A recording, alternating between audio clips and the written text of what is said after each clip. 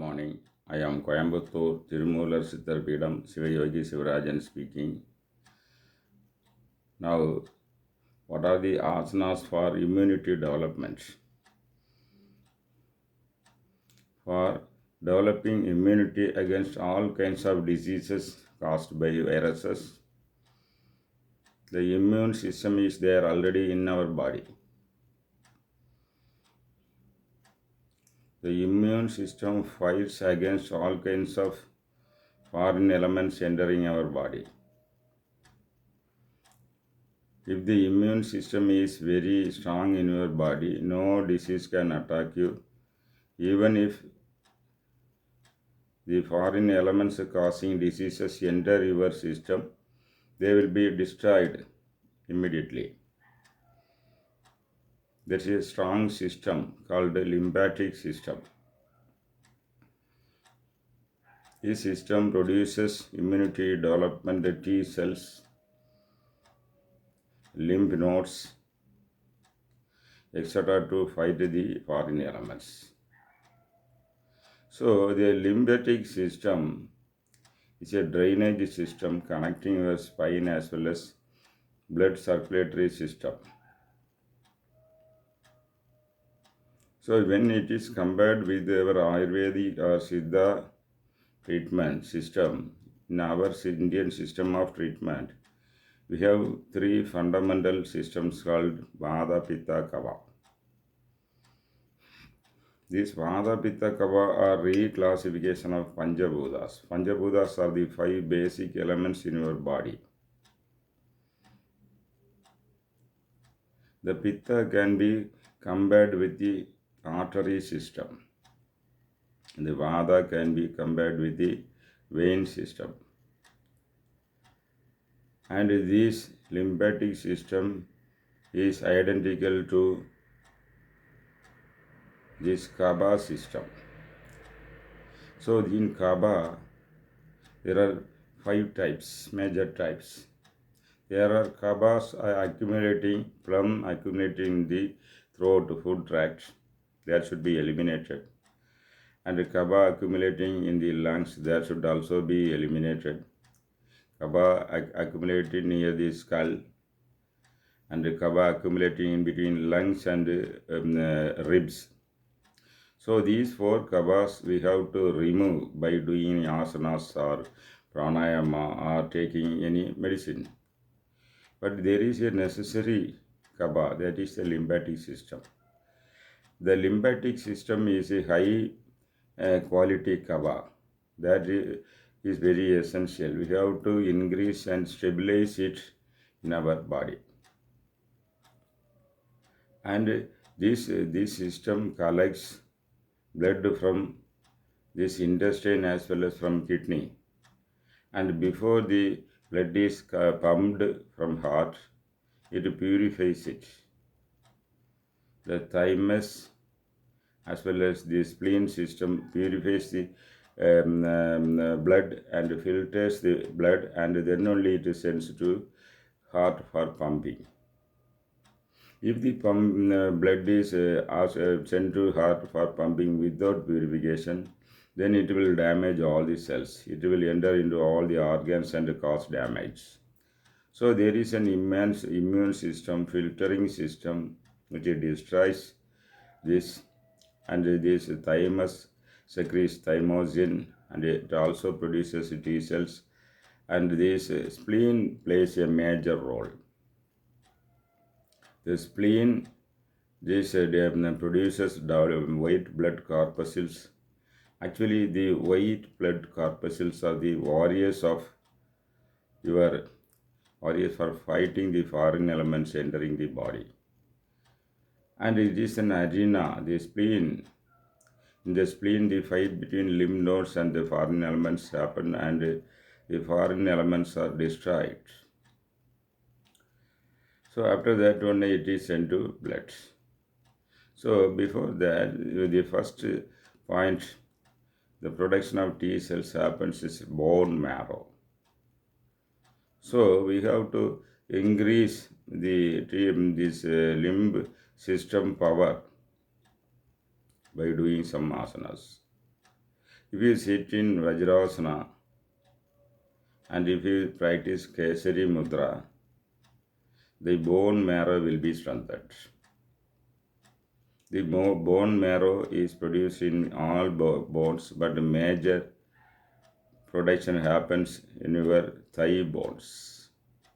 So in Kesari Mudra, you sit there with your eyes looking in this point, tongue folded, and it will induce the pituitary, hypothalamus, and pineal gland, which has anatomic therapy value.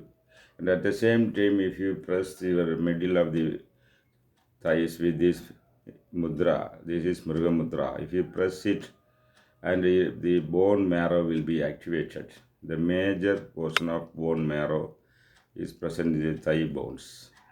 And when you give pressure on that, it will cure diabetes as well as it will increase the production of bone marrow.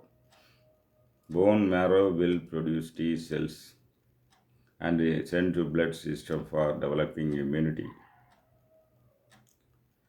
Then the second one is if you do this asana for minimum 3 minutes, if you will look like this with the tongue folded upward, keep the tip of the tongue up in the upper palate and keep it like this for some time, minimum 3 to 5 minutes, and repeat it for 3-4 times. It will induce the bone marrow in your thigh bones. Okay. Then the second one, to induce this thymus. Thymus is present in the anahata area, and this spleen is also present in the anahata area. To activate the anahata area, Bhujanga asana and Paschimottanasana help you. If you do this Bhujanga asana, lie down on the back, hold your hand like this near the chest and keep it on the floor, and lift your head and look at the roof. And when you look up, inhale air and lift your head and look up to the roof. Remain in this position for 2 minutes, and you come down, exhaling. When you remain in that pose, the breathing is normal. Don't withhold. Breathing is normal. Automatically it will happen. No conscious and deep inhalation or exhalation. You do it, and while you exhale, you come down and touch the floor with your forehead. Lie on your stomach with the big toes together. Keep the hands near your chest on the floor. Inhale air and look up to the floor. And you can feel the stretch between Anahata, Visuddhi, Ajna and Sahasrara. So this will boost up, give more blood supply and energy to thymus and spleen. And you can do like this. And the throat area will also be activated there. These tonsils are there. The tonsils are also help you to, they filter excess saliva. They filter also these foreign elements entering from body when you chew and swallow. And that will also be activated. When you lift your head like this, the pressure builds up in your chest area, throat area, Ajna and Sahasrara. So this will activate thymus, spleen and tonsils also. And if you activate these Ajna and Sahasrara, then your self-healing power will increase. Then another exercise you can do to activate, send the energy, give pressure in the Anahata area is Paschimottanasana. If you sit on the floor or this yoga mat with the legs stretched, inhale air and lift the hand like this. Exhale air, bend forward and catch hold of the big toes and try to touch your knees with this forehead. When you do this asana, the areas in the connected with the spleen, thymus and these tonsils will be compressed. You can very well feel that. When you do that, the area of thymus, spleen and these tonsils will get compressed. And if you when you lift your head, inhale and come up. Again, you can exhale and go down and touch the knees with your forehead. And you concentrate on the area of thymus, spleen, and this tonsils. You will feel lot of energy building up, pressure building up in that area. When the pressure builds up, naturally blood supply will also be increased in the area, and the energy will also be lent. So these with the immunity developing organs will be revitalized. They will work with a double vigor, vitality. Then another asana for this activating thymus, spleen, and tonsils is the Sarvanga asana. If you stand in Sarvanga asana, the blood return supply to your heart will be speeded up, and the pressure will build up in your chest and throat area also. And this will help you to develop immunity. There is one asana to activate this is Karna Pida asana. If you do Hala asana, then also the pressure will build up in chest and neck area. And if you keep the knees touching your ear in that position, it is called Karna Pida asana. You can meditate in that pose also, then it will be the Karna Pida mudra. And there is Viparita Karani asana. That also increases pressure in that area and supplies more blood to thymus, spleen, and these tonsils. You can do that, Viparita Karani asana, and remain in the pose for 3 minutes. That will boost up all immunity in your body. So this is the need of the hour.